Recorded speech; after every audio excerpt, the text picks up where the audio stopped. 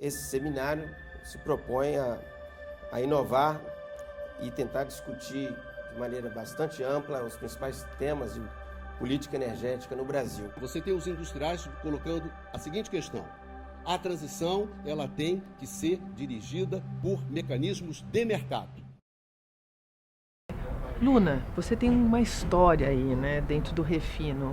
Um seminário como esse, do Grupo de Economia de Energia, onde existe a possibilidade de debater o setor energético do Brasil com imparcialidade, dessa forma, sem estar apoiando nenhum lado. O que você acha da importância desse tipo de seminário?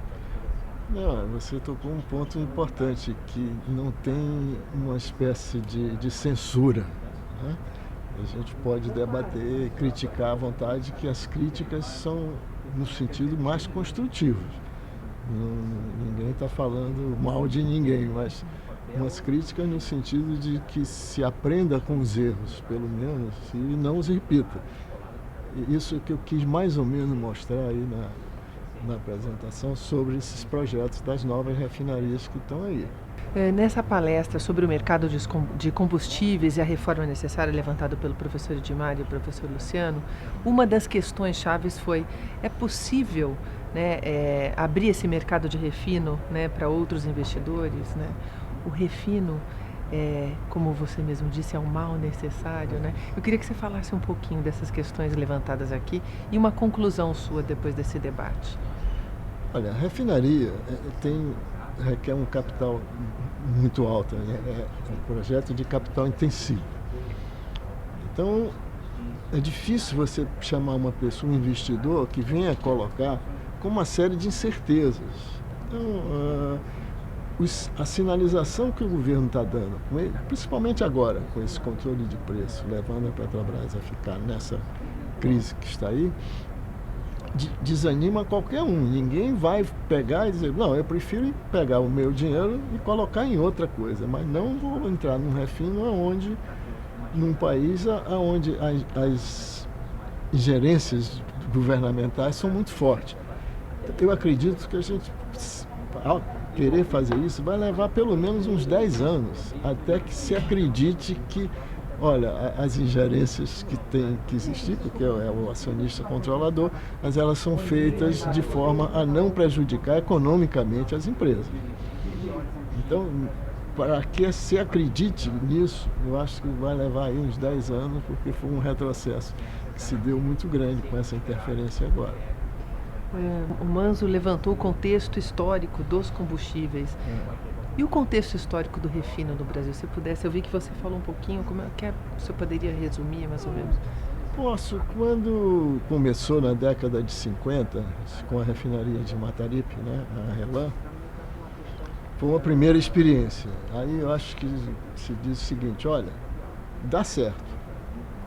Isso foi feito com técnicos estrangeiros, veio muita gente dos Estados Unidos para lá, né? E depois disso se fez nova refinaria, Cubatão, depois Duque de Caxias, eu não me recordo bem se a sequência é essa. Mas surgiu o seguinte: chegou um ponto que a Petrobras disse assim: olha, nós sabemos refinar, então não precisamos mais de todo esse suporte estrangeiro. Então passou a ser equipe própria, feita pela própria Petrobras, a não só idealizar novas refinarias, como também operar essas refinarias, que estão aí hoje. A Petrobras tem 11 refinarias. Então, esse período, quando chegou a década de 70 por aí, que disse assim: olha, nós sabemos operar uma refinaria, então todo o envolvimento da Petrobras foi no sentido de ser autossuficiente em refino. Então foi em busca da autossuficiência.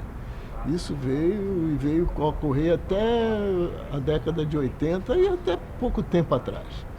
Agora é que nós estamos defasados, mas até pouco tempo atrás, na década de 80, com a última refinaria, que foi a de São José dos Campos, foi em busca da autossuficiência em refino, e nós éramos autossuficientes em refino.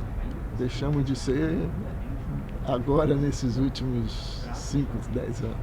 Qual a diferença do refino nos outros países e no Brasil? Sobre que aspecto? Sobre o sistema governamental, né? Que a gente tem o monopólio do refino através da Petrobras. O senhor quer exemplificar? Aqui, o problema aqui é que nós temos uma Petrobras que tem todas as suas vantagens num país em desenvolvimento, não tem dúvida. Eu comentei até que uma das ingerências do governo seria colocar a Petrobras forte, que a Petrobras forte ela leva consigo todo um monte de empresas ao redor, que vivem em função do que a Petrobras está fazendo.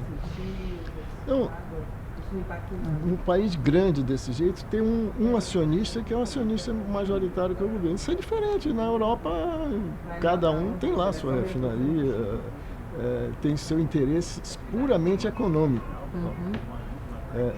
Muito pouca coisa sob o ponto de vista estratégico e muito pouca interferência governamental.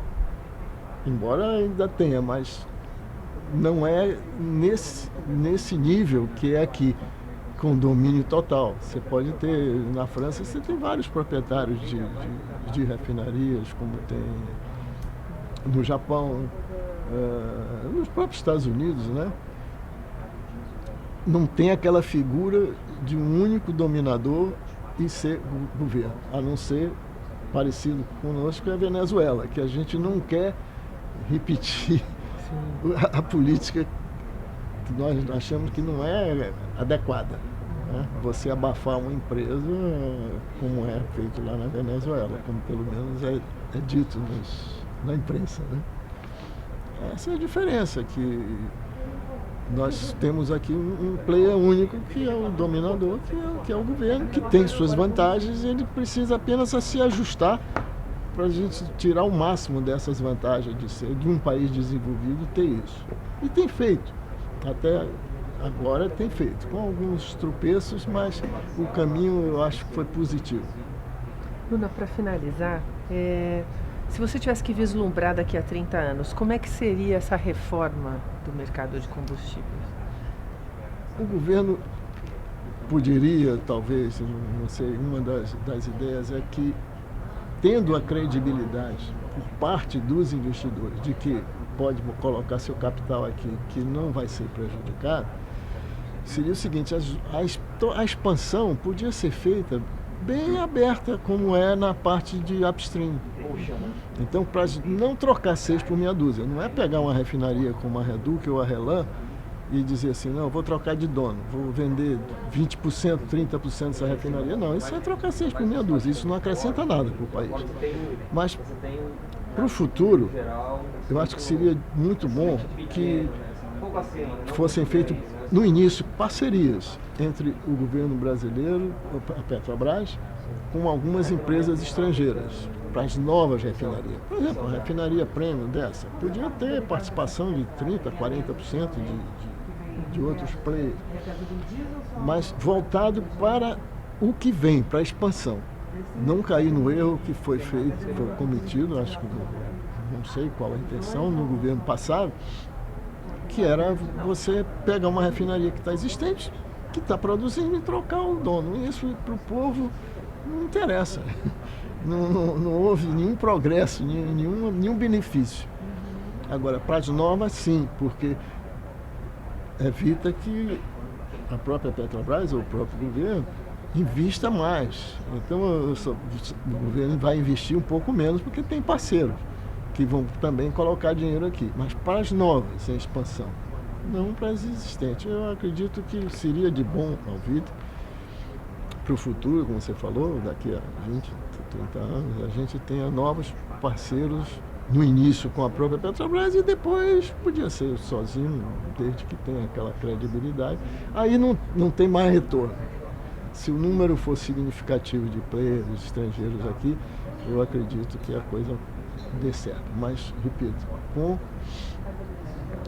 novos investimentos, não trocar 6 por meia dúzia vendendo o que já existe. Existe custo em usar os combustíveis fósseis e existem custos em não usar esses combustíveis fósseis. A primeira coisa é reconhecer esse trade-off. E aqui no reconhecimento não é simplesmente um reconhecimento científico, é o reconhecimento o quê? O reconhecimento político. acreditamos que podemos aprender com esse seminário para poder ensinar.